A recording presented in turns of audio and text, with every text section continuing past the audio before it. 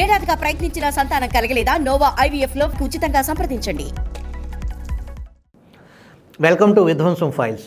ఆలపాటి సురేష్ కుమార్ రాసిన విధ్వంసం పుస్తకం నుంచి ఈ వీడియో లాగ్. దెబ్బ మీద దెబ్బ తగలటం అంటే ఇదే.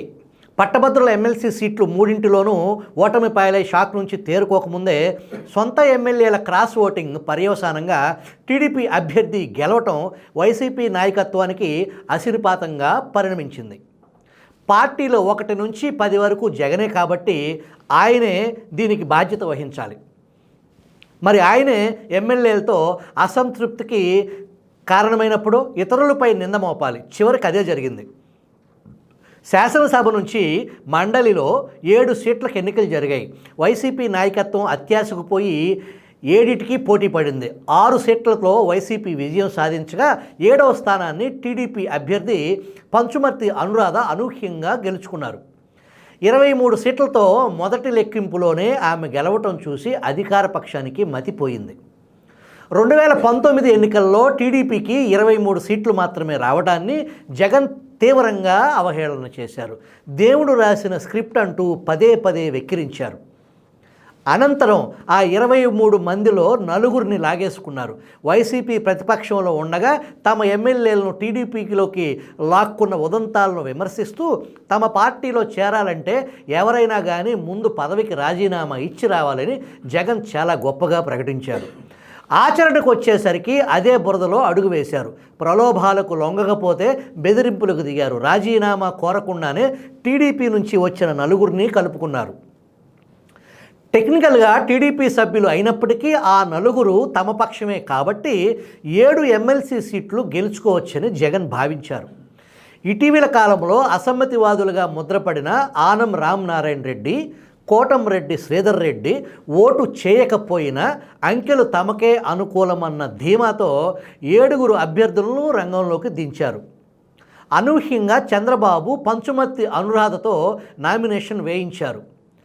దాంతో ఏదో జరగబోతున్న ఉత్కంఠకు తెరలేచింది. వెంటనే అప్రమత్తమైన వైసీపీ నాయకత్వం స్వపక్షంలోని అనుమానితులపై నిఘా పెట్టింది. ముందు జాగ్రత్తగా వైరీపక్షం నుంచి కొందరిని లాగే ప్రయత్నం చేసింది.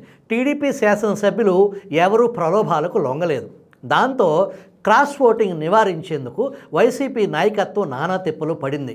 నిన్నటి వరకు ఎవరికీ పట్టని అధికారపక్షం శాసనసభ్యులు సడన్గా కొత్త అల్లుళ్ళు అయిపోయారు. అయినా ఫలితం వెక్కిరించింది. బయటవారి మద్దతు చూసుకుని బరిలోకి దిగితే సొంత వారే వాత పెట్టారు.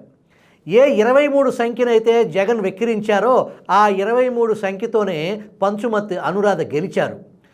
దేవుడు స్క్రిప్టు అలా రాశాడు అంటూ సోషల్ మీడియా వెక్కిరించింది.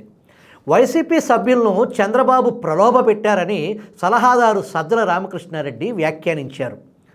టీడీపీకి చెందిన 4గురు శాసనసభ్యులు తమ వైపు ఉండగా ఏ ధీమాతో అనురాధను పోటీలోకి దింపారో చంద్రబాబే చెప్పాలని సజ్జలు అన్నారు. మరి ఆ 4గురు టీడీపీ సభ్యులు తమ పక్షం రావటానికి ఏ ప్రలోభాలు కారణమో మాత్రం సజ్జల చెప్పలేదు.